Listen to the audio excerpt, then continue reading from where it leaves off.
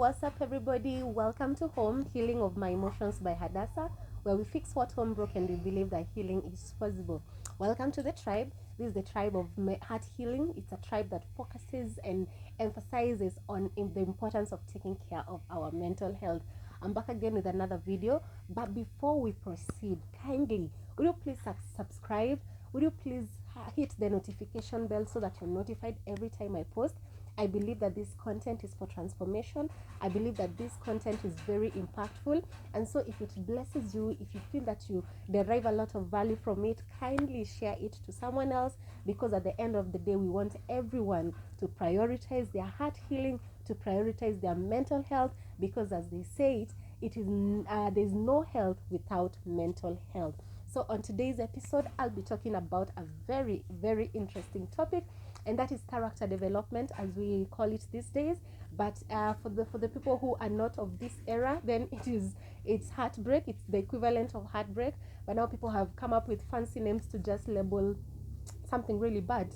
That when you're heartbroken, your character is being developed. But anyway, you get the gist. Today I'll be talking about heartbreaks, and this is what research says. It says that the likelihood of us marrying the first person that you go on a date with is very low, because before someone meets the one, you have already you have met so many people, you have gone on several dates, some have been engaged, and then it did not work out. But do I say that it does not happen? No, it does. There are people who the first person that they dated is the person that they settled down with. However, the majority of us are those like have had to kiss the proverbial frogs, and they have had to go on a couple of dates for them to settle down. So today I'll be talking about how to deal and to handle a heartbreak from principles that have been derived from the Bible, because at the end of the day, we get our guidance from the Lord. By now we all know that I am a believer, and my perspective about life and even about the whole topic of mental health is inspired by the Bible, by the Word of God. However, these principles do not only apply to Christians, but it can apply to anyone. And maybe just to mention that these principles apply to the heartbreaker and also the person who has been heartbroken. So normally when people decide to fall in love, love in itself is risky. To love is to risk, because there's no intimacy without vulnerability. And the moment you open up your heart, you invest emotionally in somebody else, you get involved emotionally with someone else, you are already exposing your heart to potentially being heartbroken. Because if the character of the other person has not been refined and did not have the character to treat you right, then it means that you are opening up yourself to be hurt. Sometimes we cannot control what happens to us, but we can control to how we respond to such things. Therefore, if someone has been at that place where they have exposed themselves to someone in time emotionally and romantically, then they got heartbroken, there are principles that people can employ to decide the next course of action. Now, when heartbreak takes place in a relationship, there are people who decide that they are just going to pack up. The betrayal is too much, the hurt and the pain is too much, and for them to heal and for them to take the offense out of their heart, they just have to move on and they have to separate completely from this relationship. However, there's also another group of people, when this happens, they sit down and they think, is there a way that this can be restored?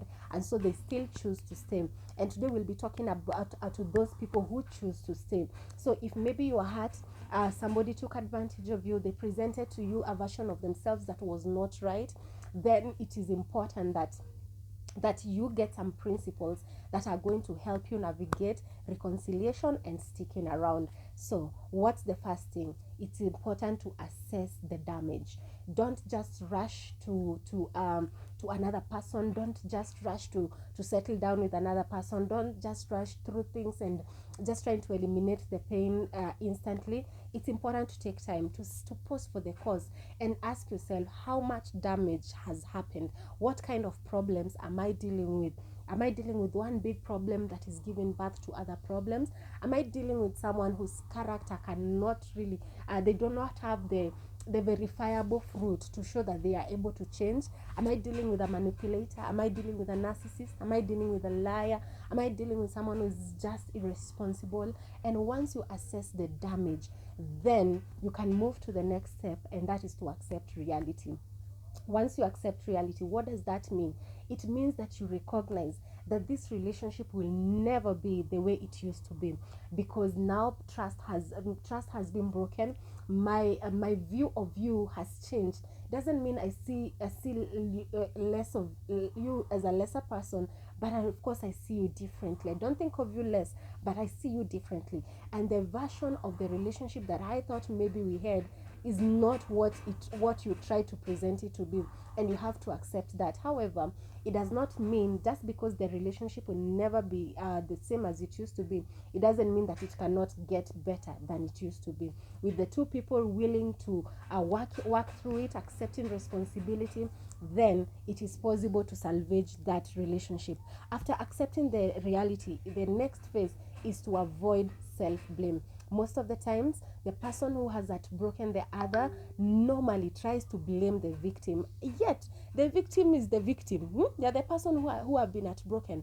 But the perpetrator or the heartbreaker will try and force it down your throat that you did or did not do something, and that is why they hurt you. And maybe if you're in that position where you feel maybe there are things I did or did not do perfectly, maybe that's why the relationship did not work, please don't beat yourself up. Avoid self-blame at all cost, because we cannot control what another person does.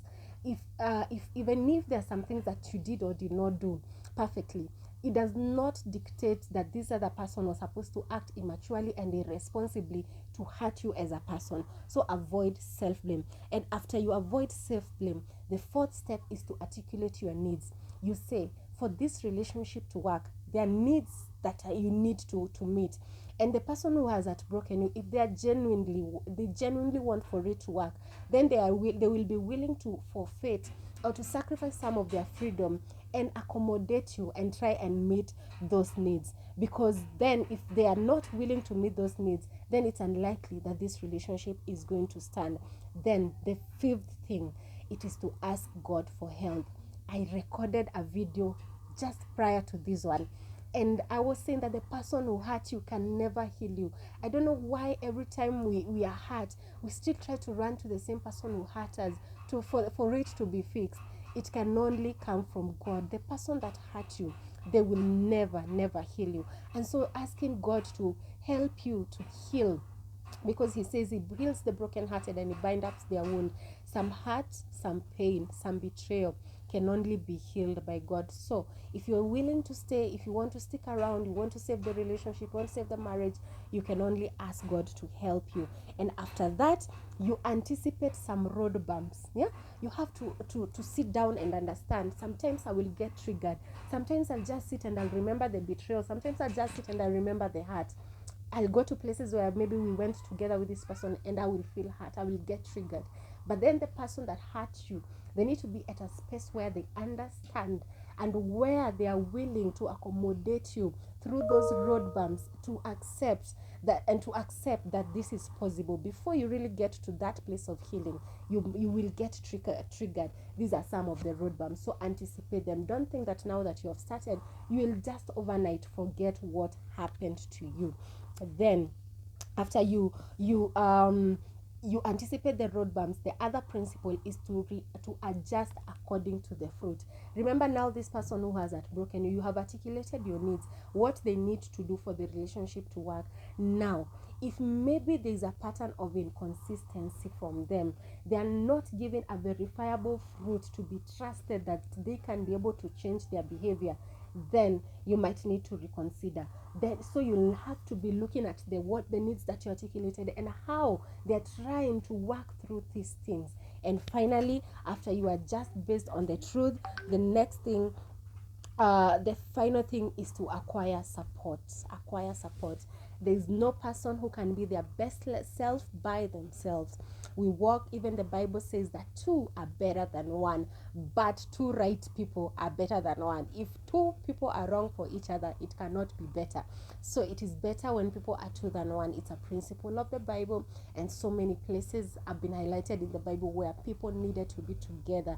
And so in this case, you might need external help, you might need maybe a counselor, you might need maybe some people that you look look up to, the people who are mature enough, who can just walk with you. Don't think that there's no shame in asking for help. There's no shame in wanting to leverage the relationship.